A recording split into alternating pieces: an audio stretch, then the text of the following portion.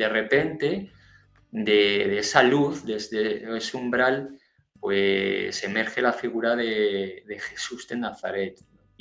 Y se agachó a mi altura, y en el momento en el que se agacha me hace así. Ah, con el dedito que no, que no, que no.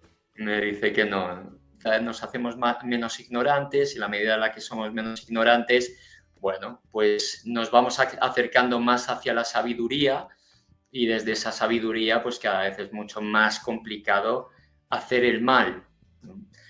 El alma joven es un alma que está llena de ignorancia, y por eso es joven. Obviamente funcionan como entrenadoras para las almas más antiguas. Comienza un nuevo mensaje. Muchas veces nos preguntamos, sobre todo aquí en este canal, ¿no? ¿Qué hay después de la muerte? Sabemos que seguimos viviendo después del cambio que llamamos muerte, o espero que lo sepáis, pero aún y todo algunos, ahí en los comentarios de iVoox, de YouTube, seguís preguntando, ¿qué hay después de la muerte? ¿Qué ha ocurrido después de que yo muera? ¿Qué va a ocurrir? ¿Voy a algún lado? ¿Existe algo? Bueno, tenemos muchas evidencias que los espíritus en consulta, en demostraciones públicas, nos hacen llegar, ¿no? A través de un medium, a través de un facilitador. Pero también tenemos muchos testimonios de personas que han tenido una experiencia cercana a la muerte y vuelven, ¿no? A veces las personas me dicen, ay, es que nadie nunca volvió de ahí, nadie nunca pudo hablar de eso. Y digo yo, ¿cómo no? Claro que sí, son las experiencias cercanas a la muerte, o como dice mi amiga la doctora Luján Comas, experiencias de muerte real. Hoy vamos a estar hablando con un amigo que tuvo a los 8 años de edad una experiencia de muerte real, cercana a la muerte, nos va a contar eso. Vamos a estar hablando de qué es, de qué trata, cómo se da, qué condiciones tiene, y sobre todo vamos a aprender mucho. O sea que no te vayas, empieza un nuevo mensaje.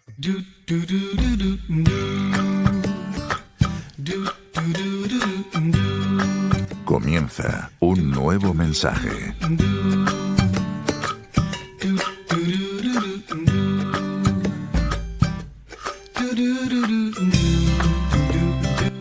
El podcast íntimo y personal de Mikel Lizarralde.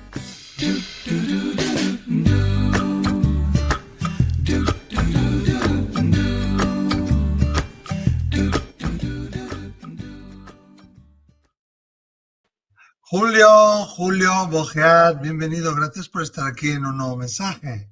Hola Miquel, pues encantado de visitarte, gracias por la invitación, y hola a todos, a todas. Claro, cuando quieras, esta es tu casa. Además, el otro día que estuvimos haciendo pruebas técnicas, estuvimos mirando otros temas, o sea que puede ser que si tú quieres, desde luego, podamos volver a tener aquí en un nuevo mensaje tu testimonio. O sea que bienvenidísimo, ¿eh? Muchas gracias, Miquel. Julio, tú eres psicólogo clínico, eres director del máster Conciencia, Consciencia y Ser, ¿no? Que lo imparte o se da a través de la Fundación para el Desarrollo de la Conciencia. Antes de meternos en harina y hablar un poquito de esas experiencias cercanas a la muerte, cuéntanos de qué consta este máster, cómo se te da eso de poner en marcha un máster de conciencia y ser, ¿no? Y voy a poner aquí el link, el enlace donde lo podéis encontrar, masterconscienciayser.com. No conciencia, que yo ponía conciencia y me daba error. Conciencia y ser, masterconscienciayser.com. Efectivamente. Pues Miquel, fíjate que normalmente en las entrevistas siempre hablan de lo que hacemos al final, pero tú rompiendo la regla, y me encanta. Hombre, pues sí. Luego hablaremos un poco más si quieres, pero por lo menos una pincelada, ¿no? Para Sí, saber sí. qué es, porque me parece interesantísimo. Bueno, mira, la formación realmente comienza hace 8 años. Podríamos decir incluso que hace 12 ya comenzábamos a funcionar con toda esta información a través de una cátedra que se creó en la Universidad de Granada, en diferentes facultades. Ajá. Y más tarde, bueno, pues fuimos dándole más forma, más profundidad, más horas, y el propósito real de todo esto era, bueno, elevar nuestro nivel de conciencia. Elevar nuestro nivel de conciencia accediendo al ser que nos habita desde siempre. Esta realmente es la propuesta, ¿no? Y para ello, bueno, pues hemos desarrollado diferentes módulos, concretamente 10, son en formato online, y finalmente terminamos en verano con un retiro presencial aquí en Madrid y felices, la verdad. Intentamos hacer converger lo que la ciencia viene diciendo desde los últimos tiempos con lo que la mística y los antiguos sabios de toda la humanidad pues han venido describiendo también durante milenios, ¿no? Entonces es muy bonito, sobre todo para los escépticos, para los que tienen una mente así más sesuda, más escéptica, pues el poder llevar a cabo todo este movimiento a través, de manera inicial, en ese primer módulo al que llamamos la ciencia dentro de la conciencia, con diferentes postulados que aseveran la existencia de Dios, una fuente, un absoluto, un universo, como tú quieras llamarlo, ¿no? Y a partir de ahí ya profundizamos. Claro, hay una clave que has dicho tú, o a mí me parece clave, estaba yo ahí escuchándote atentamente, que es, has dicho, el ser que nos habita. Así es. Así es. El otro día me preguntaba una mujer, Miquel, ¿puede existir personas, me lo preguntaba en Instagram, ¿no? ¿Pueden existir personas que no tengan alma? Y tú hablas del ser que nos habita. ¿Puedes contarnos un poco más sobre esto? Hombre, yo creo que si somos seres humanos es inevitable que vengamos aquí aposentados desde una chispa de vida, una chispa divina a la que llamamos ser. A ese ser le podemos llamar alma, como esta mujer que te escribía, lo podemos llamar desde la ciencia paquete individualizado de energía más información. Anda, eso me gusta, ¿eh? Esto suena bien, ¿no? En fin. ¿Cómo es paquete individualizado de energía más información? Todo, absolutamente todo lo que está creado en este universo es energía más información o energía informada, ¿no? Todo vibra en diferentes ciclos por segundo, y en función de que esos ciclos por segundo cada vez sean más rápidos, pues más información contiene, con lo cual más evolucionados estamos. No es lo mismo cómo vibra una piedra a cómo vibramos nosotros, obviamente. Claro. Pero la piedra también vibra, es decir, también tiene conciencia. La piedra vibra, tiene energía, y la conciencia es algo que ya nos habita a los seres vivos. Por supuesto que a mí este debate me encanta. Esto de si una piedra tiene o no conciencia, para mí está en un proceso evolutivo y por lo tanto es muy probable que tenga conciencia, pero nosotros entendemos que hay conciencia en la medida en la que pensamos y también, bueno, desde ese lugar nos hacemos humanos a través de ese cerebro neocortical que nos diferencia de otras especies, ¿no? Claro, por eso tenemos que tener en cuenta, y aquí podemos abrir un melón, pero tenemos que tener en cuenta lo que a veces las personas dicen, ¿no? Ay, pues cuando yo reencarne, volveré a ser una cucaracha, o tengo miedo de ser una piedra. Eso no es así, porque hay una evolución, como tú bien decías. Así es. No, no es posible reencarnar en aquello que ya fuimos, ¿no? Todos los seres humanos, todos los que estamos investidos en este avatar, ya vivimos de otras muchísimas formas, y en esas formas fuimos adquiriendo diferente información para ir llenando lo que denominamos archivo de conciencia. Y ese archivo de conciencia, en la medida en la que uno se va desintegrando, si es una piedra o un animal o cualquier otro ser vivo, bueno, se va a ir transmutando a ese nuevo avatar que vamos a ocupar, con ese nivel de conciencia adquirido ya, claro. Claro, porque tenemos que entender esto de alguna manera como una escalera, ¿no? Que hemos ido evolucionando. Hombre, no sé yo, viendo un poco la política y la actualidad mundial actual, si realmente algunas personas han tenido esa evolución. Eso sería otro debate. Claro, aquí podríamos hablar de niveles de ignorancia, ¿no? Desde la Anda. información que manejamos no existe ni siquiera la maldad, lo que existe es la ignorancia y por la ignorancia generamos conductas que a ojos del otro se pueden entender como malvadas o maléficas o satánicas o como quieras llamarlo, ¿no? Pero al Sí. final vamos llenando ese archivo de conciencia a través de lo que vamos comprendiendo. Y en la medida en la que vamos comprendiendo, cada vez nos hacemos menos ignorantes y en la medida en la que somos menos ignorantes, bueno, pues nos vamos acercando más hacia la sabiduría y desde esa sabiduría, pues cada vez es mucho más complicado hacer el mal. Ujú. Hay almas jóvenes y almas viejas, esto lo sabes tú Sí, perfectamente. sí, eso. Bueno, antes de meternos en eso, seguimos un poquito elaborando esta idea que comentabas ahora, porque claro, los semejantes se atraen, ¿no? Entonces, si tenemos esos niveles de ignorancia y ponemos a un líder mundial que está en ese nivel de ignorancia máxima y atraes a los semejantes, porque al final tú atraes lo que tú eres. Así es. ¿Y qué puede pasar? Puede pasar de todo. Claro, claro, hay una ley de afinidad, hay una ley de resonancia y por lo tanto todo aquello que vibra parecido a mí, pues por supuesto que lo voy a atraer. Somos seres electromagnéticos y desde esa disposición nos vamos a ir atrayendo unos a los otros, ¿no? Y entonces Ujú. puede aparecer esto, ¿no? Que de repente hay políticos con los que Ya. sois o somos totalmente antagónicos y no nos podemos creer que todo esto esté sucediendo, ni que me haya tocado que alguien así me pueda gobernar y, en fin, entramos en esas indignaciones, pero al Ujú. final somos correspondientes con vivir algo así, ¿no? Claro. Y Somos corresponsables también. corresponsables, así es. Bueno, yo he dicho políticos, pero puede ser cualquier líder mundial o cualquier persona que esté un poco ahí en la palestra, en la picota, ¿no? Sí, sea como sea, es una oportunidad para poder Mm, aprender a trascender nuestras propias limitaciones, porque ellos son solamente el espejo amplificado de aquello que también tenemos dentro. Si no estuviera dentro, no aparecería fuera, como decía el Kybalión, ¿no? Así es adentro, así es afuera, así es arriba, así es abajo. O sea que si aparece fuera en nuestra vida, en nuestra realidad, en nuestro mundo, es porque lo llevamos dentro o es un reflejo de lo que llevamos dentro.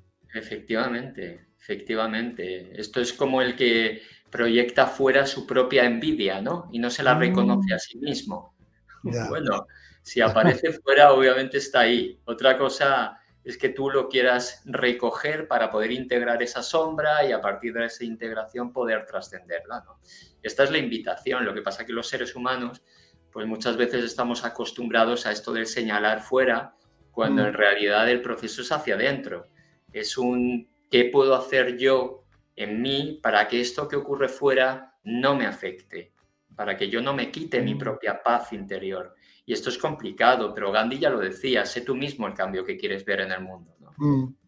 Sí, pero llegar ahí requiere un gran trabajo interno, no es fácil, ¿eh?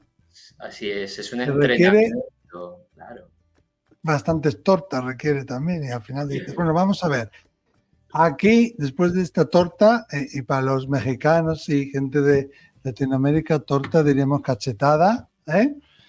Eh, Cuando ya pasa uno y otro y otro y otro, ya llega un punto en el que dices, bueno, ¿qué estoy haciendo yo o qué puedo hacer yo para que esto no se repita o qué estoy haciendo yo mal, ¿no? Pero a veces si no llegas a ese estado de clic, de ajá, que digo yo, de momentos de ajá, pues no puedes hacer ese clic y no puedes realizar esos cambios, así esa es, transformación. así es. Muchas veces Seguirás lo que culpando a ocurre los demás, ¿no? Así es. Muchas veces lo que ocurre, Miguel, es que necesitamos llegar a un umbral de saturación de sufrimiento para Mm, poder abrirnos a nueva información, ¿no?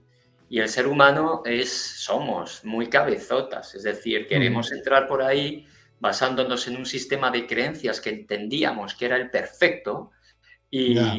y queremos entrar a toda Ajá. costa y la vida dice no y dice no y dice no y nos resistimos y perdemos energía y nos cuesta aceptar lo que la vida nos trae para poder trascender nuestras propias limitaciones. Y claro, posicionándonos en ese lugar, pues el sufrimiento está garantizado porque además no hay nada que nos haga perder más energía vital que esa resistencia, que ese sufrimiento. Mm. Por lo tanto, Claro. recoger esto como una oportunidad de aprendizaje es difícil desde el ego. Hay que posicionarse por encima del ego, observarlo, ser testigo de todo esto que está ocurriendo dentro de mí, de toda esta reactividad, y entonces empezar con ese entrenamiento, ¿no? Pero por supuesto que es Sí, complicado. Esto, tendríamos sí. muchas sesiones aquí, amigo. Bueno, pues oye, Claro. oye, sabes que estás más que invitado, Jorge. Fíjate que contigo me ha pasado que no hace mucho que nos hemos conocido, gracias a nuestra amiga, la doctora Luján Comas, Ujú. pero no siento que sea una amistad nueva contigo, ¿sabes? Sí, sí, me Me pasa pasa exactamente. eso. Sí, o sea que fíjate que has dicho una cosa, ¿no? Colocarnos fuera, yo suelo siempre decir de convertirme en el espectador, Así es. pero hoy en día, no sé si estarás de acuerdo conmigo, estoy viendo como una serie de personas o una serie de movimientos, vamos a llamarlos así, espirituales o pseudo espirituales, que basándose en eso justifican casi cualquier cosa y no admiten o no ven su responsabilidad personal. Y dicen, cuando hacen daño o hacen algo que el otro pues lo percibe como dañino, dicen, ah, es que así tendría que ser, por algo habrá sido. No, no, es que esto tú sabrás de dónde te viene, tú sabrás dónde colocarlo, te viene de otras vidas. O sea que también a veces veo gente que se escuda en esa espiritualidad, pero no asumen ninguna responsabilidad personal sobre sus actos. ¿Cómo puede haber una espiritualidad si no hay responsabilidad personal? Totalmente de acuerdo, Miquel. Bueno, a esto que estabas describiendo lo podemos llamar claramente ego espiritual, ¿no? O sea, yo creo que entramos dentro de Vale. todo esto. Hay una frase que a mí me encantaba, al hilo de todo lo que decías, que era de Maturana, otro psicólogo, y decía, yo soy absolutamente responsable de todo aquello cuanto yo digo, pero Ah, absolutamente irresponsable de todo aquello cuanto tú escuchas, ¿no? Esto es ah, muy parecido. Yo le añadiría algo más. O sea, sí. para saber que aquello que tú estás escuchando está en resonancia con lo que yo quería expresar, asegurémonos de que eso es así. Es decir, el otro puede interpretar lo que yo digo de una forma muy diferente. Pero bueno, Ujú, vamos a ponernos en modo responsabilidad, como ujú, decías, para que ese mensaje sea transmitido de manera fehaciente. Obviamente luego cada uno tenemos nuestros filtros y vamos a decodificar aquello que recibimos de una manera u otra, pero es nuestra responsabilidad que el otro lo reciba de una forma pura, con toda nuestra ujú. intención, ¿no? Entonces, Es bueno, verdad que cada uno también escucha y recibe la información según su nivel de conciencia también, ¿no? Ahí quizá podemos hablar de ese tema que comentabas tú antes de almas jóvenes, almas más antiguas o más maduras. No sé si el alma joven tiene que ver también con esos niveles de ignorancia o son dos aspectos distintos. sí, ¿Cómo totalmente. podemos aclarar esto? Sí, sí, totalmente. El alma joven es un alma que está llena de ignorancia y por eso es joven, al igual que un niño cuando nace Mm, y va creciendo, pues no tiene una información X para poder adaptarse a la vida y de repente entra en berrinche y de sí, repente pega a mamá o pega a papá, pues lo mismo ocurre con las almas. Una persona puede tener 50, 60, 70 años, pero ahí está, metido en drogas, intentando hacer narcotráfico, en fin, declarando una guerra. Y obviamente eso no es amor, eso nos aleja realmente del amor. Y por eso la Iglesia Católica ujú, hablaba de pecado. Para mí no ujú, existe el pecado, lo que existe es el alejamiento de Dios, el alejamiento de la verdad y por lo tanto el alejamiento del ujú. amor. Cuando eso Vale. ocurre, hablamos de almas jóvenes, almas que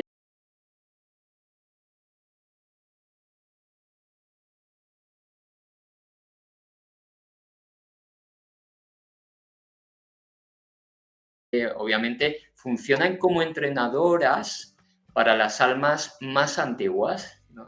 Ah, qué Y interesante esto, ¿eh? claro, y es muy, muy bonito verlo si uno se para a recibirlo, claro, porque desde el ego es imposible verlo así, es imposible. El ego es O sea que hay reactivo. que tomar distancia y observar esa situación. Exacto. Observar que esa alma joven hace lo que buenamente puede con el nivel de información que tiene y que dentro Claro. de su verdad es lo mejor que sabe y que puede hacer, no hay más. Entonces, al igual que un niño que de Ujú, repente entra en esa pataleta, en ese enfado, ujú. que cuando estás comprando yo me acuerdo de mis hijos que les pasaba esto, de repente entraban en barrena, ahí se tiraban en el supermercado mientras estabas haciendo la compra y todos los padres te estaban mirando y, en fin, todo el mundo. Pues claro, tú tienes varias opciones, o puedes reaccionar de manera violenta, agresiva, puedes hacer tantas cosas, o puedes Mm. dejarle ahí hasta que suelte todo lo que tenga que soltar y entonces recogerle y explicárselo cuando se haya relajado, cuando esa reactividad desde la amígdala, ¿no? Pues haya bajado, ¿no? Es la única manera, ¿no? Es Bueno, una clave que has dicho tú, esperar a que pase esa reactividad, no claro, intentar interaccionar en ese momento. no es posible porque no va a escuchar, no va a escuchar. Si es que esto es complicado, pero bueno, sobre todo Ah. entender desde la perspectiva que hacen lo que buenamente pueden, ¿no? Claro, y que reaccione así no necesariamente significa que es un alma joven, que es un niño tenemos señores de 80 años que son almas jóvenes y tenemos niños de 5 años que son almas maduras o antiguas y también Absolutamente. tienen sus berrinches también, ¿eh? Absolutamente. Primero porque están en un proceso evolutivo de maduración a nivel cerebral, en el caso de Claro. un y en el caso de un adulto, que es un alma, bueno, vieja, antigua, como queramos llamarla, Ujú, en cuanto baja nuestra energía vital, en cuanto baja más de la cuenta, esa alma que es antigua, sabia, como queramos llamarlo, entra también en barrena, porque estamos dentro de un mecanismo humano. Entonces somos secuestrados por el ego. Entonces, claro. seamos humildes porque aquí esto nos pasa a todos, ¿no? En mayor o menor medida. Sí, total. Pues si no, no seríamos humanos, ¿no? Seríamos, no sé, habríamos alcanzado la iluminación o seríamos robots programados para responder de una manera X, ¿no? Así es. No Pero estaríamos aquí en el mundo no de la carne. estaríamos aquí. Mm. Claro, ¿cómo podemos identificar y reconocer a un alma antigua? Bueno, pregunta preciosa. Mira, a mí me gusta identificarlas por el nivel de paz interior que tienen. Mm, Es qué decir, bueno. hay un tipo, además, con el que manejamos toda esta información, que se llamaba Gerardo Smelding, que hablaba precisamente de los 3 ceros y los 2 cienes. Todo se reduce en el titular del a mayor nivel de paz interior, mayor nivel de consciencia. Pero hay 3 ceros y 2 cienes que para mí son fundamentales a la hora de reconocer un alma vieja, un alma antigua, ¿no? Y es un 0% de reactividad, 0% de resistencia al cambio, 0% de sufrimiento y Ujú. 100% intención de amor y 100% espíritu de servicio. ¿Mm? Qué Entonces, bonito. claro, cuando llegamos a esos 3 ceros y esos 2 cienes, pues por supuesto que ya no estamos en el mundo de la forma. Ya no necesitamos encarnar. Claro, esto es lo que habla y comenta Gerardo Smedlin. ¿Lo podemos repetir, por favor? Sí, mira, el 0% resistencia a aquello que viene en la vida, 0% de reactividad y 0% de sufrimiento. Ujú, Y los 2 cienes serían 100% intención de amor en todo aquello ujú. que yo hago, digo, pienso, y Ya, 100% espíritu de servicio. wow. Ahí es nada. Esto Ahora que no cada es uno se fácil. mire. Ahora que cada uno se mire en el espejo. Tú, desde luego, Jorge, tienes mucho Julio, servicio. Uy, Julio, yo te he cambiado de nombre ya. da Cambio igual. de nombre a todo el mundo, ¿eh? Eso los escuchantes ya lo saben. Algún Jorge igual he sido por ahí, en otra experiencia de vida, Sí, vete tú. sí. Bueno, y a Diego le llamo Daniel y, en fin, cambio todo el mundo, No no te te preocupes. preocupes. Puede haber algún Jorge por ahí, estamos atentos. Pero claro, esto es muy interesante lo que tú comentas, porque tú, con muy niño, ¿no? Creo que con 8 años de edad, tuviste una experiencia cercana a la muerte, que eso es, Luján Coma siempre dice, experiencia de muerte real, ¿no?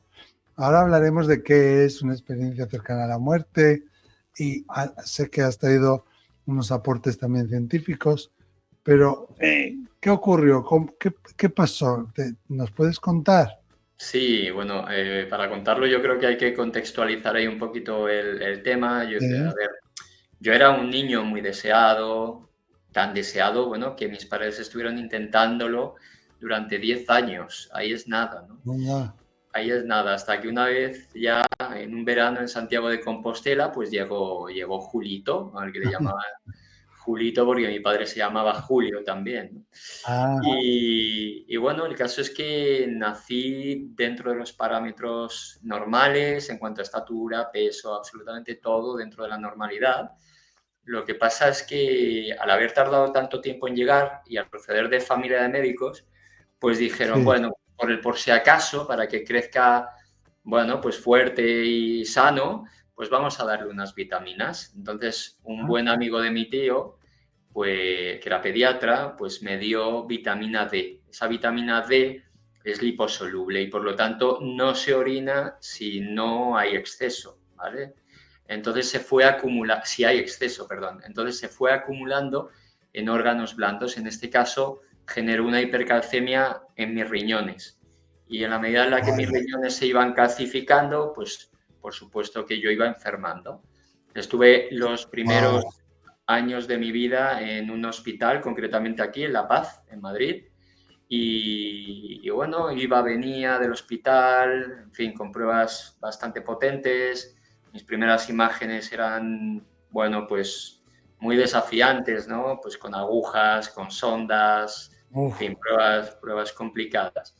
Y te Pero acuerdas, ¿no? De todas estas sí, sí, pruebas sí, las tienes en la memoria. totalmente. Las tengo en mi memoria como si fueran además, bueno, mis primeros recuerdos. Mis primeros Ya, recuerdos son así. qué El duro, caso es ¿no? sí, sí. Bueno, duro y de muchísimo aprendizaje a la vez, ¿no?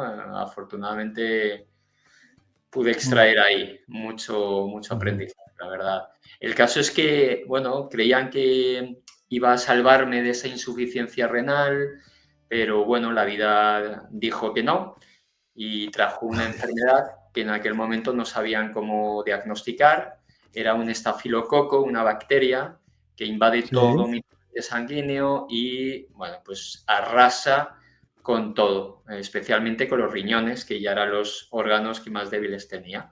wow. Pero había un fallo multiorgánico a partir del cerebro, a partir de pulmones, hígado, es decir, todo mi sistema orgánico quedaba tocadísimo, ¿no? Hasta que llegó un momento en donde tal fue el episodio, porque eran diferentes episodios, diferentes momentos, en donde entré en la UCI ya, en la unidad de cuidados intensivos. Sí. Y bueno, todas mis variables fisiológicas pues dejaron de funcionar y en ese Wow. momento pues vivo la gran experiencia de mi vida, ¿no? Tienes aquí de fondo un universo que te he Mm, dicho antes entre bambalinas que me encantaba mm, y realmente viví algo parecido, ¿no? Porque hice un desdoblamiento y comencé a ver a mi cuerpo físico tumbado en el hospital, tumbado en esa cama, podía observar el pijamita azul y concretamente el logotipo de una cruz, podía darme cuenta de las agujas que tenía clavadas, ¿no? Concretamente una muy especial aquí, justo en la frente, en este lado. En fin, me di cuenta de los electrodos también que tenía, me veía absolutamente inconsciente, pero yo, sin embargo, seguía vivo. Y no me ujú. sorprendió en ningún momento, quizá porque era un niño de 8 años y teníamos como mucho más fresco esto del haber Sí, llegado hace relativamente poco, el ego todavía no se había cristalizado ya. mucho y lo viví como algo muy normal, Claro, muy todo esto tú lo estás viendo desde fuera de tu cuerpo. Tú ya se supone que no vives, ¿o sí? claro, claro. Había variables de cardiología y a nivel de cerebro, pues absolutamente inertes, ¿no? Con lo cual era una ECM, efectivamente. Aunque te Ujú. digo, esto lo sabrás tú también, seguro, que las ECMs no necesariamente se dan en estado de coma, sino que pueden ocurrir a Ya. otros niveles, ¿no?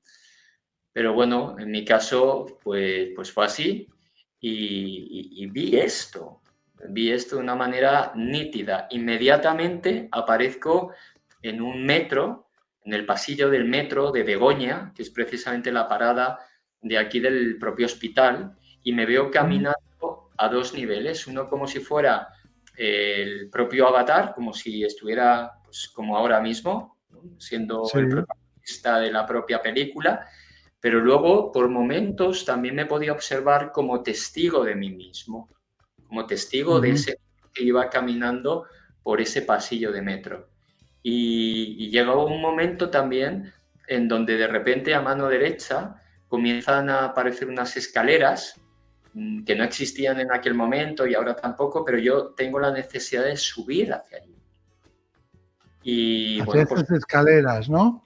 Que están, pero no son reales físicas. Tú las ves, pero no están en ese metro, ¿no? no, no están ahora mismo, pero sin embargo yo las puedo visualizar como si fueran reales. Y el caso es que comienzo a ascender cada uno de esos escalones y en la medida en la que voy ascendiendo, bueno, pues comienzo a darme cuenta de esa luz maravillosa. Ujú. Que yo creo que todos los testimonios de CMS hablamos Mm. de esta, ¿no?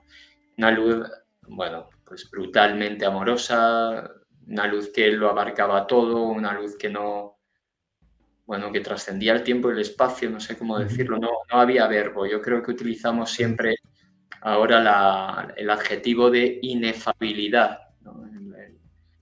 ¿Cómo es? Inefabilidad. Era algo inefable, ¿no? Algo que Ujú. no se puede expresar con palabras, porque el verbo no puede Ya. No llevarlo, alcanza. no No alcanza, no alcanza. alcanza. Según voy subiendo, la intensidad de esa luz se va acrecentando, no molestaba en ningún momento, no era un foco de luz que podamos tener en cualquier casa, un halógeno, nada de esto, nada Mm. por el estilo, al revés, era una luz que cada vez abrazaba más, cada vez era más Ah, amorosa.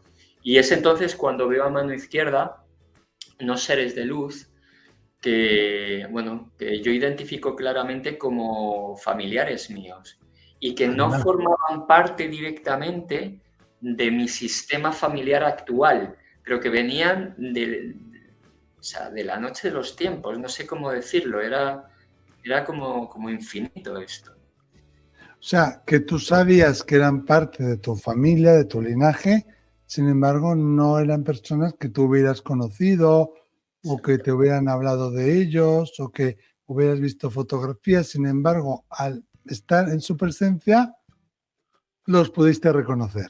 Así es, así es. Wow. Era como, no sé cómo explicarlo, era como una especie de aroma, ¿no? Mm. Y yo no les veía encarnados, por supuesto, ¿no? Eran fractales de luz que yo sabía identificar como parte de mi clan, ¿no? De ese clan familiar. Y me daban la bienvenida. O sea, la sensación era de Sí, hogar. O sí, sea, la sensación era de que te abrazaban, de que bueno, te transmitían a un nivel telepático, ¿no? Esa bienvenida. Pero bueno, eso se quedó ahí, yo seguía ascendiendo por las escaleras. Y llegó un momento también en donde de repente veo un umbral a lo lejos, como una especie de portón energético o de Stargate, ¿no? Ahora también que salió hace unos años esta película, Stargate, pues algo parecido. Y tomo conciencia directa de que en el momento en donde yo traspase ese umbral ya no hay vuelta atrás. Yo ya no vuelvo a esta ah, dimensión. eso Esto tú lo sabías, pero interiormente, nadie te sí, lo dijo. sí, lo sabía. En aquel momento me cae. Y Ujú. bueno, yo seguía, no me importaba lo que dejaba atrás, a mi padre, a mi madre, a mi hermana, no había ningún tipo de apego en ese momento, ¿no? Ujú. Y voy subiendo cada vez más hasta que de repente de esa luz, desde ese umbral, pues emerge la figura de Jesús de Nazaret. Wow. ¿Cómo Bueno, supiste que era Jesús de Nazaret? bueno, pues me apareció pues como una postalita. Era el pelo largo, la barba, una túnica, en fin, Wow. iba descendiendo, ¿no? Porque él bajó hasta el peldaño de esa escalera en la que estaba Ujú. y, y se agachó a mi altura, y en el momento en el que se agacha me hace así. Ah, con el dedito que no, que no, que no. Me dice que no. Claramente entiendo el mensaje, así es que Wow. me voy para el mundo material, ¿no? El mundo real, y lo Y pongo por en... ahí no podías pasar, que no era tu lugar. Exacto. ¿Qué era lo que ocurría en el otro lado? Bueno, pues en el otro lado me habían desahuciado, los médicos querían desconectarme, porque en el caso en el que, de que sobreviviera, pues me iba a quedar como un vegetal, en fin, sin ningún tipo Mm, de vida, bueno, más allá de lo que era, pues, un chaval con pocas mm. funciones, ¿no? Y entonces les dijeron a mis padres que pasaran a despedirse y demás. Pero bueno, mi padre no se atrevió, no podía sostener la pérdida de un hijo, y mi madre sí, entró, y esto ya me lo relata ella, me cogió la mano y me dijo que si había algún atisbo de vida en mí, que por favor, que volviera, que era el momento. Me estuvo explicando que me querían desconectar, Mm. y de repente, bueno, pues mis ojos comenzaron a humedecerse, me lo dice así, se me cayeron unos lagrimones, comencé a abrir los ojos y en ese momento la miro y le digo, mamá, he visto a Jesús. Y, Wow. y ella se me queda, claro, pues imagínate, absolutamente sorprendida, y me dice, a Jesús López Cerce, que era el médico que me llevaba en aquel momento. Ah, Y yo le digo, no, no, no, no, no, no, le digo, no, no, con una voz así muy titubeante, imagínate el viaje que me había dado, ¿no? Y le señalo una postalita que habían puesto, que mi padre me había puesto en la cabecera de la cama, de un Jesús de mm, Nazaret, un Jesucristo que era precisamente el que había aparecido ahí en ese umbral. Así mm. es que mi madre salió disparada al box de enfermería, dijo lo que estaba ocurriendo, y lo siguiente que recuerdo son 4 o 5 médicos con esas linternitas para ver cómo estaba la actividad pupilar, para saber si estaba bien. Y bueno, Ya. esto fue. Y se dio el milagro y no tuviste ninguna secuela, ni No tuviste nada y aquí allá, estás. más allá de mis riñones, ¿vale? Mis riñones siguieron enfermos. Es más, esa etapa en el hospital, porque estuve ingresado 9 meses allí, pues Uf, terminó por, vamos, reventar, ¿no?, la función renal, y entré en varios procesos de diálisis, y en 3 concretamente, y entre cada uno de ellos un trasplante de riñón. He recibido wow. 3 trasplantes de riñón, y el último me lo dio mi queridísima hermana hace 17 Así años, es. Sí, ¿eh? y nada, Wow. aquí estamos. Ujú. Y aquí sigues, o sea, qué historia más bonita, ¿no?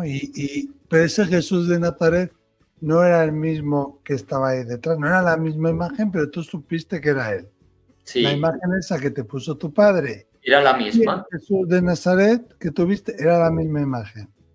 así es, Ah, qué así curioso. es, así es. Estando tú ya supuestamente no en tu cuerpo. Así es. Yo estaba en parrilla de salida, como se suele Ya, decir. sí. Y claro, tú has hablado gracias por compartir tu experiencia cercana a la muerte. Tú has hablado, has dicho que las ECM tienen una serie de características y que no todas tienen que darse necesariamente, por ejemplo, en un coma, ¿no? ¿Qué características tienen que tener para que sea Bueno, considerada una experiencia cercana a la muerte? pues estar cercano a, es decir, no, el corazón y el cerebro no tiene por qué estar parado, ¿no? Uno puede haber vivido un episodio traumático y a lo mejor ya ha Ujú. tenido una Ya. experiencia cercana a la muerte real, ¿no? Bueno, hay muchísimos casos en este sentido. Se han descrito de muchas formas, ya desde hace muchísimo tiempo, por ejemplo, en la República de Platón ya se hablaba del soldado Er, y Ares y tal, sí, sí, sí, sí. este tipo ya describe una experiencia cercana a la muerte, y luego ya pues a lo largo de todo este tiempo, en la medida en la que ha ido avanzando la medicina, la tecnología, pues ha habido más recuperaciones en esos paros Claro. cardiorrespiratorios y la gente ha podido describir más todo esto, ¿no? Se habla más o menos de que en adultos entre un 20% aproximadamente Ujú. describen esta experiencia una vez que ya han vuelto, ¿no? Y en niños sube muchísimo la estadística.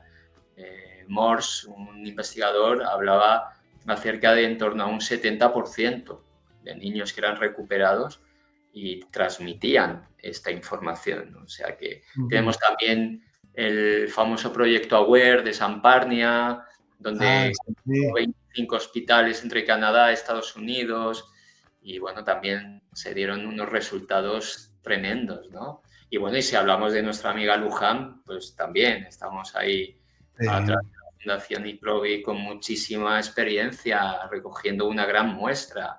así es.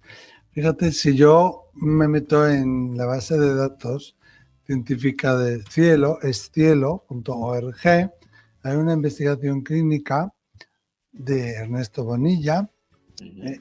Bueno, vamos a decir que se efectuó en el Instituto de Investigaciones Clínicas, doctor Américo Negrete, en la Facultad de Medicina en la Universidad de Zulia y Centro de Investigaciones Biomédicas IBIC Zulia, Maracaibo, Venezuela. Y si buscáis esto en escio.org lo podéis encontrar, ¿no? Y él hace una investigación clínica, bueno, él y otros, y no lo voy a leer todo porque no voy a hacer un destripe, pero él dice, empieza así, ¿no? Las experiencias cercanas a la muerte, ECM, son eventos lúcidos que ocurren cuando una persona está tan comprometida físicamente que moriría si su condición no lograra mejorar. Está inconsciente, sin latidos cardíacos detectables, sin respiración y los registros electroencefalográficos son planos. Bueno, si sigo igual me alargo mucho, pero dice, las ECM pueden incluir algunos de los siguientes elementos, ¿no? Experiencias fuera del cuerpo o separación de la conciencia del cuerpo físico, incremento en la percepción sensorial, bueno, varios, emociones intensas, viaje hacia o a través de un túnel, observaciones de una luz brillante, etcétera. Hay una serie de cosas que se repiten, ¿no? Y que no es una cosa psicológica, también nos dice que no existen evidencias en este momento que apoyen la hipótesis psicológica, fisiológica, neuroquímica, neuroanatómica, etcétera, para explicar desde ese punto de vista una ECM. Y hay una serie de modelos multifactoriales que él nos presenta, ¿no? Que bueno, os animo a leerlo, ¿eh? Aquí está en escio.org, no voy a leer todo esto, Ernesto Bonilla, porque además prefiero que tú nos lo cuentes, pero sí es verdad que hay una serie de factores que se repiten, una serie de experiencias y algo que tú apuntabas que yo creo que también es clave, que no haya apego. Sí, sí. Para mí esto fue fundamental, ¿no? Probablemente por lo que te comentaba, yo esta experiencia la tuve con 8 años. Mm. Con 8 años el ego no estaba tan Es formado y por lo habitual, ¿no? También. claro, Aunque es distinto, yo como medio, muchas veces las personas me preguntan si sus seres queridos en el cielo le echan de menos. mm, Y yo les digo, no, no nos echan de menos, al menos no como tú les echas de menos y como tú piensas que te echan de menos. Eso es porque no existe el apego. claro, y no existe el apego porque no hay un cuerpo emocional que ya esté tan Claro. vinculado, ¿no? Es decir, nosotros como mamíferos estamos acostumbrados a esto del calorcito, ¿no? A esto Mm, del apego. ya. Y entonces, en función de todo esto, pues cuando salimos del cuerpo, por supuesto que esa dimensión desaparece, va desapareciendo, se va desligando cada vez más y por lo tanto el apego es mucho menor. Y ya no solamente desde el mamífero que somos, sino que Mm, también hay un sistema de creencias desde esa parte neocortical que va a dictaminar aquello que es mío o aquello que es tuyo o aquello que es mm, nuestro. Y entonces esta parte también se va desdibujando muchísimo hasta que vamos conectando realmente con esa mente sí. superior, esa alma, ese ser. ese fractal de luz, y ahí solamente hay amor, no hay apego, no es posible que haya apego si hay amor. Claro. Pero ese amor no es el amor de yo te quiero para, o yo te tengo que tener, o yo tengo que tal, sino es un amor incondicional tan grande que yo es que creo que no lo entendemos bien. Sí, Que el ser sí. humano no lo entiende. Sí, para mí el amor, lo has dicho muy bien, porque es verdad que hay que diferenciar entre amor y cariño. Mm. El cariño es condicional. Realmente lo usamos mal, ¿eh? Porque a veces uno dice te amo, en realidad no es te amo, es un te quiero. Y el te quiero está condicionado al apego. Te quiero siempre y cuando pues no me pongas los cuernos, ¿no? Siempre y cuando hagas lo que yo quiero que hagas, siempre y Ah, cuando en fin, no. hay una serie de condicionamientos, pero el amor, en letras mayúsculas, es la gran comprensión. Y todo aquello que es comprendido es aceptado, y todo aquello que es aceptado es amado, porque no hay resistencia. Aceptarlo, aunque eso signifique que esa persona va a tener un viaje que no es el que tú quieres para esa persona y que quizás se equivoque y admitiendo esos equívocos. Así es, así es, así es. Aceptar es amar todo lo que es en el otro y en mí también. Ya. Y esto es Y tremendamente... en mí, qué importante es eso, que no lo sabemos, ¿no? Buscamos el amor de los demás, buscamos amar a otros, pero empieza por mí, man in the mirror, ¿no? Así, así es. Y para eso hay que ser consciente de todas mis sombras, de todo aquello Qué que hay difícil dentro es. de mí, y reconocerlo y verbalizarlo. Y realmente cuando uno está en pareja, el otro te puede amar siempre y cuando tú has verbalizado estas sombras. Ahí es donde realmente le das la oportunidad de que te ame, porque estás con el combo completo, al igual que cuando el otro también te dice cuáles son sus sombras, ¿no? Claro. Bueno, Volviendo a las y experiencias cercanas a la muerte, a las EDMs, porque hay tantos temas tan interesantes que tocaríamos contigo, Julio. Ahora te iba a llamar Eduardo, fíjate cómo estoy. llámame como quieras. No, Julio Bogeat. Y bueno, lo digo otra vez, Julio Bogeat, que es psicólogo clínico, con el cual estamos charlando hoy, y además es director del Máster de Conciencia y Ser, organizado por la Fundación para el Desarrollo de la Consciencia. Y aquí voy a poner su página web, masterconscienciayser.com. Consciencia, NS, masterconscienciayser.com. Ahí podéis saber más sobre este maravilloso proyecto. Eduardo, ¿ves, Eduardo? Julio, estoy pensando en Eduardo Giraldín, que me están hablando ahí por el interfono. Julio, las experiencias cercanas a la muerte sí tienen una serie de patrones o de características que se repiten en los individuos que las viven, ¿no? Sí, sí, por lo general, bueno, lo has dicho más o menos ya, pero por lo general, vamos, hay un desdoblamiento, es decir, la persona se da cuenta de que es mucho más de aquello que creía ser, Mm, y sabe que sigue viviendo incluso de una manera mucho más lúcida mm, a partir de ese momento, ¿no? Este es el primer ítem. Después hay otro punto en donde se suele ver ese efecto túnel, ese túnel a partir del cual vamos sí, avanzando y va apareciendo esa luz.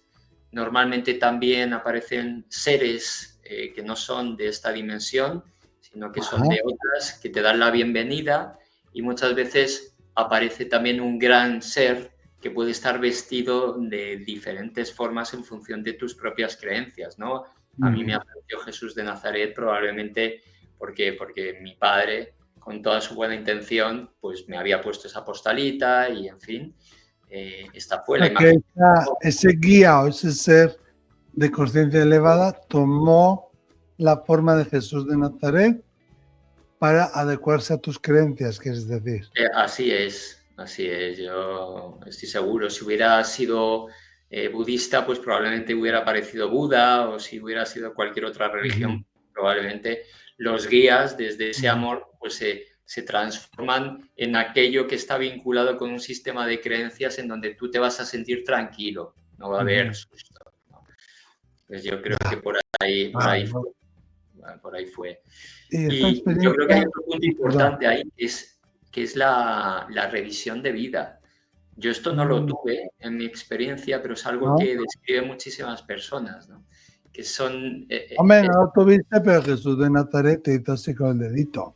sí. O sea que eso ya es mucho también, ¿eh? Sí. Pero lo que quiero decir es que estas diapositivas que dicen que pasan a modo de fotograma, como si fuera muy rápido para que uno pueda tener constancia de aquello que supuso dolor para otra persona o supuso una sensación agradable. Esto yo no lo tuve, probablemente porque era un niño muy pequeño y poca historia vital tenía ahí, ¿no? Pero también lo suelen decir, ¿no? La revisión de vida. Yo creo que son los grandes puntos dentro de una ECM. Y el hecho de que cuando uno vuelve, cambia su vida. Claro, es que esa es la pregunta que yo te iba a hacer. ¿En qué te cambió a ti? Claro, a mí, como te digo, con 8 años estaba era muy pequeño, pero a mí lo que me cambió primero fue la certeza de que estábamos viviendo en un sueño. Y esto se lo dije a mi madre. En el momento en donde abro los ojos, le digo, mamá, esto no es real. Esto no es real. Y después de decirle, he visto a Jesús y le digo, esto no es real, mamá, esto no es real. Y ella me coge la manita y me la pone en su cuerpo diciéndome, ¿cómo que no es real, hijo? Mira cómo es real, por supuesto que es real. ¿Ves? Soy de carne y hueso, soy de carne y hueso. Pero ella no me entendía. Y tanto fue así que me llevó al psiquiatra para poder bajar el nivel de ansiedad que yo tenía con todo este tema. Como decía Calderón de la Barca, la vida es sueño. Yo a partir de ese momento comienzo a verlo así y me llevan al psiquiatra y afortunadamente me dieron un Lexatin durante un tiempo para poder bajar el nivel de ansiedad que la vuelta de ese viaje me produjo, porque nadie ahí podía sostenerme, Miquel. Entonces, ¿Qué es lo que sentías ahí? ¿Como sí. euforia, ansiedad? No, era la vuelta a una realidad, y lo pongo entre comillas y en pequeñito, que no era real, una realidad que no era real. Yo bajé con la certeza, volví con la certeza de que esto era un sueño del alma. Y a partir de ese momento me di cuenta de que mi camino iba a ser dirigido hacia poder ayudar a las personas. Comencé a aprender astrología, comencé a leer libros como el de Jesús de Nazaret, grandes personajes, ¿no?, de la vida, pero era muy pequeño. Nadie entendía cómo un niño tan pequeño pues podía tener ese tipo de gustos. Por supuesto que también jugaba al fútbol, ¿vale? Había una dicotomía ahí muy paradójica y muy extrema. Y bueno, me traje también un regalo que parece un poco absurdo, ¿no? Pero fue lo que fue. Y es que aprendí a adivinar los horóscopos de las personas. Y mi madre... ¿Cómo? O sea, ¿tú sabías si alguien era Cáncer o Leo o Virgo? Sí. ¿O lo que les iba a pasar? No lo que les iba a pasar, sino su horóscopo. Y entonces mi madre se ríe mucho siempre con esto porque recuerda que había muchos profesionales sanitarios, médicos, enfermería, que venían desde otros servicios para poder adivinarle el horóscopo, ¿no? Y me preguntaban cómo lo sabía, y yo no sabía cómo lo sabía. Hasta que llegó un momento en donde terminé harto y dije, por la forma de vuestras cejas. Y ya está. Por decir algo, ¿no? Me lo inventé. Bueno, todo esto obviamente lo perdí después de 2-3 años, ¿no? Se fue como... Diluyendo, perdiendo. ¿no? Pero a lo largo de mi historia como psicólogo, pues me ha ayudado mucho para poder observar el perfil de personalidad de los clientes, los pacientes que llegan. Sobre todo a través de una herramienta que se llama Eneagrama, de la que ya te hablé. Sí. Me ayuda mucho Un poquito. a bajar al personaje ahí. Un día tenemos que hablar ahí del eneagrama, pero claro, imagínate que puedes adivinar el horóscopo Es verdad también que cuando hay gente que tiene una experiencia cercana a la muerte, vuelve con dones. Yo tengo un conocido, bueno, una persona con la que coincidí con él en varios eventos en Norteamérica y 3 veces, no una ni dos, sino 3, en su vida le cayó un rayo. Eso que dicen que te parta un rayo, pues 1, 2 y 3. Y en una de las veces volvió sabiendo tocar el piano. Wow, Y impresionante. daba unos conciertos espectaculares. Y alguna vez lo he contado en alguna conferencia porque puedo contarlo sin contar quién es, porque él me dio el permiso de contarlo, pero no contar quién es. En la tercera, él se vio, perdón, él se vio cómo salía de su cuerpo, iba al control de enfermeras, vio cómo la enfermera estaba llamando a su mujer para notificarle la muerte, se metió como en el teléfono y por el cable del teléfono se vio en su cocina y vio que su mujer, su esposa, estaba contestando al teléfono, estaba con otro hombre allí, cómo iba vestida ella, cómo iba vestido él, dónde estaba él, qué es lo que dijo la mujer. Y la mujer no estaba triste de que él se hubiera muerto. Y eso le hizo volver, ¿no? Y tú le dijiste a tu madre, tus primeras palabras fueron, he visto a Jesús.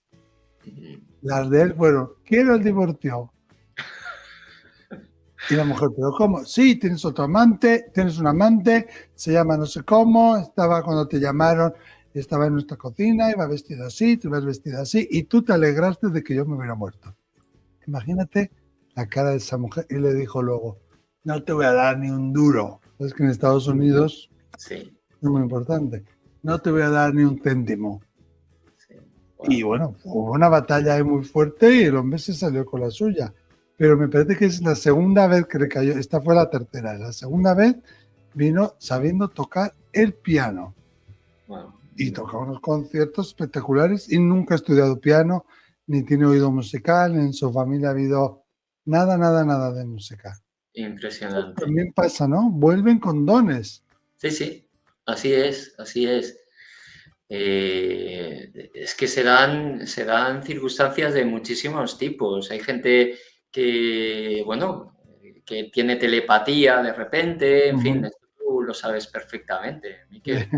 Eh, bueno, o se hacen medium, ¿no? De repente Sí. adoptan algún tipo de característica extrasensorial y que se ha despertado Ujú. ahí, porque somos seres divinos en potencia y este tipo de experiencias pues pueden despertar estas facultades tranquilamente, claro que sí. Total. Sí, sí. Bueno, y si alguien tiene una experiencia cercana a la muerte y está como, como tú estabas, ¿no? En ese mundo que no sabe qué hacer, no sabe cómo adaptarse a esta nueva realidad, que es la vieja, pero ahora es nueva, ¿qué puede hacer? ¿Qué consejo le darías tú? Bueno, si tiene este tipo de experiencia, afortunadamente yo creo que cada vez más hay más profesionales de la salud que se han hecho Mm, eco de todo esto. Hay muchísima más información. sí, Raymond Moody ya en el año 75, en 1975, escribió el primer bestseller con 150 casos descritos. Bueno, estamos en el año ujú, 2024 y hay muchísima más información. Así es que será más sostenido. Yo estuve callado, Miquel, durante años, 35 años uf, aproximadamente, sí, porque ni mi propia madre podía creerme, no me podía sostener. ya, Ella no estaba informada acerca de todo esto y por lo tanto no lo comprendía y estaba ya, angustiada la mujer. ya, Pero ahora mismo yo creo que se está haciendo un movimiento cada vez más potente. Entonces, para mí, lo que recomendaría que contaran todo aquello que pueda ujú, haberles suscitado algún tipo de bueno, de no sé, de descredibilidad o hay gente que se ujú, levanta como creyendo que ha sido un sueño, ¿no? Esta sensación ya, de un sueño muy lúcido, por ya, supuesto, un sueño muy ya, lúcido. Y si ya, lo sabotean por esto fue un sueño, ¿no? Y ya está. Pero el nivel de paz que sintieron en aquel momento no lo han vuelto a sentir, igual que yo, en sí. ninguna Y además, circunstancia en esta claro, dimensión. ¿qué otra característica es que aunque pasen los años, ¿no? No Lo se olvida. recuerdas vívidamente. Lo recuerdo todos los días de mi vida, Miquel. Wow. Todos los días. Wow. Julio Bogeat, psicólogo clínico, estamos hablando sobre las experiencias cercanas a la muerte y de paso de un montón de cosas más muy interesantes, pero tenemos que terminar. Aquí llega Miguel Ángel Pertierra enseguida en Acércate Radio y con su programa La Rueda del Misterio, pero cuéntanos si alguien te quiere contactar, ¿cómo lo puede hacer? ¿Cuál es la manera de localizarte? Sí. Bueno, a través de la propia página web o en el mail info@masterconscienciayser.com, ahí pueden localizarme, bueno, para lo que quieran. Y también hay un número de teléfono que si quieres puedo dar, que es el claro. 691 41 57 12. Bueno, si llaman desde fuera de España, el 0034.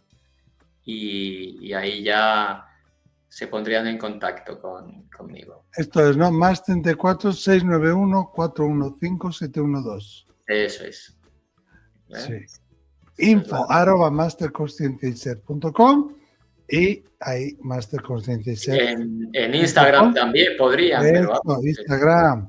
Hoy bueno, en día hay que dar Instagram. Es como la tarjeta de presentación ahora, es verdad. Mira, es julio.bogeat, psicólogo. Ya está. Muy bien. Pues nada, localizarlo, buscarlo, seguirlo. ¿Sabes lo que estamos esperando? Y yo me aventuro así a soltar un órdago. Un libro tuyo. Ahí estamos, ahí estamos. Ahí Bueno, estamos. esto no es tanto un mensaje porque sé que estás escribiendo uno. Sí. Y nada, que tenemos ganas de verlo, ¿no? Y hay Julio Bogeat, psicólogo, ¿no? No, Julio Bogeat, _psicólogo. Eso es. Aquí está. Ahí estamos. En Instagram. Pues un placer enorme, muchísimas gracias. Espero que todo el mundo te siga porque tienes mucho que contar, mucho que ofrecer. Y cuando quieras, bienvenidísimo de nuevo aquí en un nuevo mensaje. Fenomenal, Miguel. Pues gracias por la invitación a ti. Te mando un abrazo muy grande a todos los que nos vean y nada, todo lo mejor. Gracias, hasta siempre. Vosotros acordaros, no sueñes tu vida, vive tu sueño.